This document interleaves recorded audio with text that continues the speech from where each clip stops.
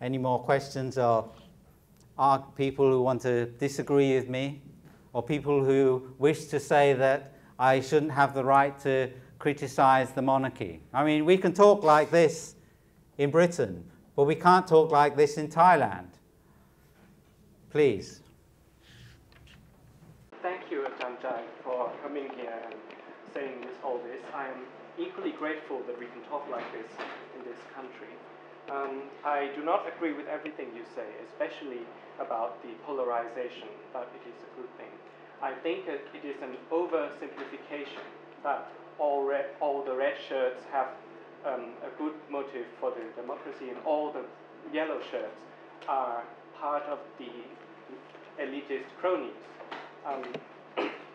I know for fact that there are many yellow shirts who are not part of these cronies, who are equally against the human rights oppression of the Thai society, but they are disgusted by the human rights abuses and corruption of Thaksin.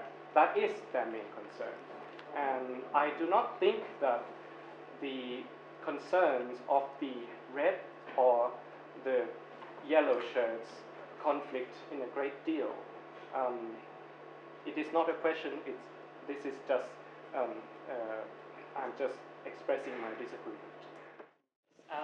What do you think of the future of the current civil society movement in Thailand? I'm talking about the civil society movements that has, by and large, not only failed to condemn the coup in 2006, but who have effectively been complicit in giving legitimacy to the military government.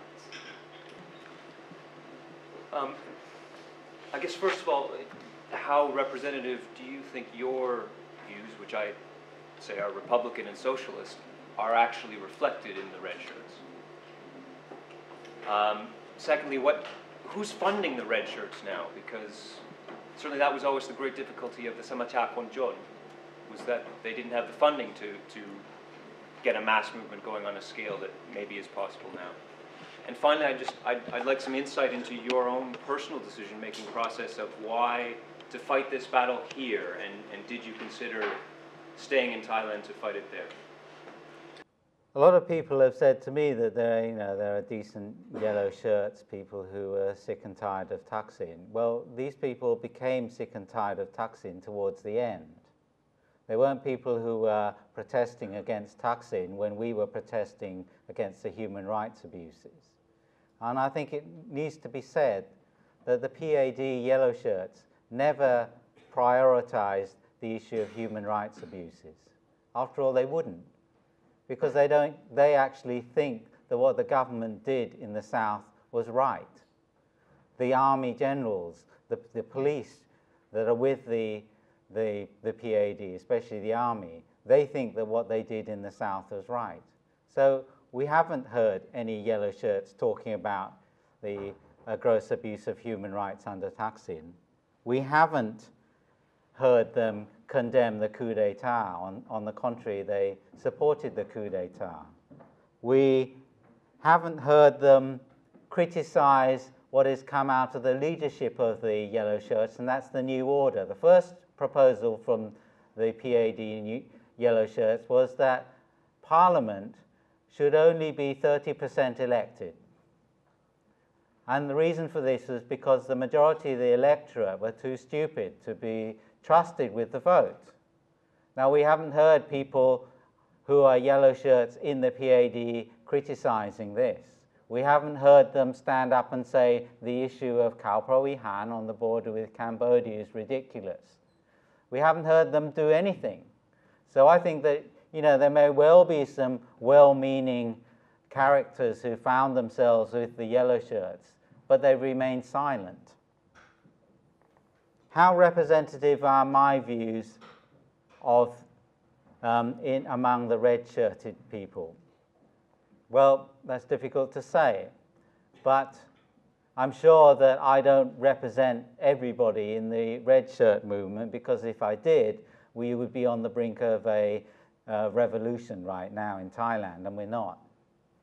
I think that what people felt when they read my manifesto was that, yes, this is what everybody among the red shirts, or a lot of people, are thinking, but nobody actually wrote it down.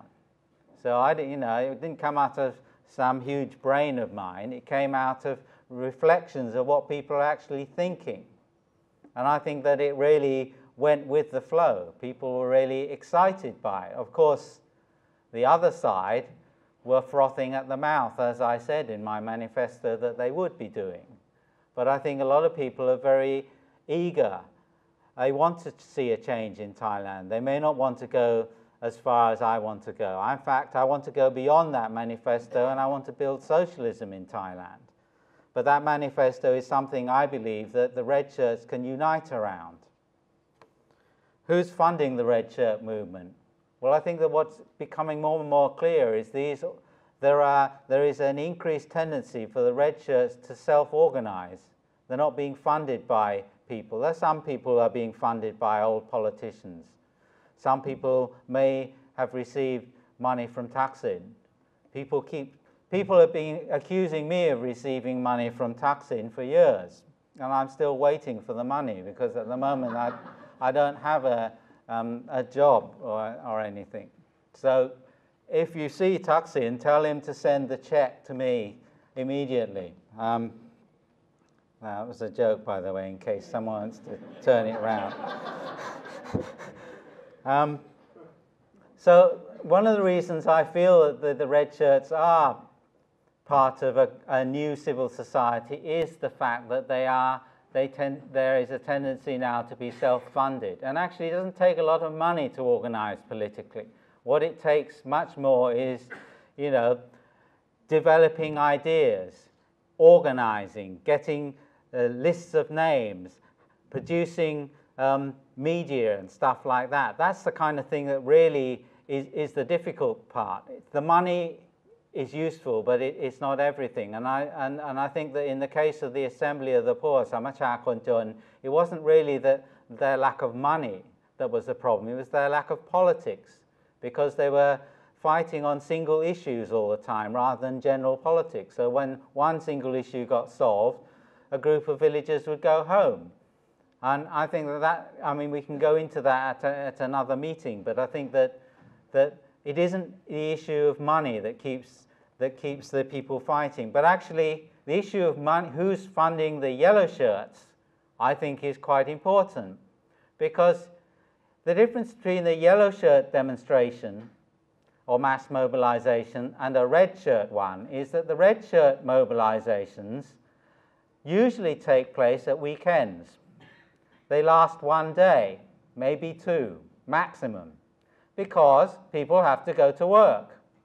The yellow-shirted people sat in the airports for days and days and days. They sat in Government House for weeks. They clearly didn't have to go to work, because if you'd done that, you'd have been sacked from your job. So here you see, the different kind of people involved, and where did they get the money from if they didn't go to work? So I think the issue of funding is very interesting in that sense.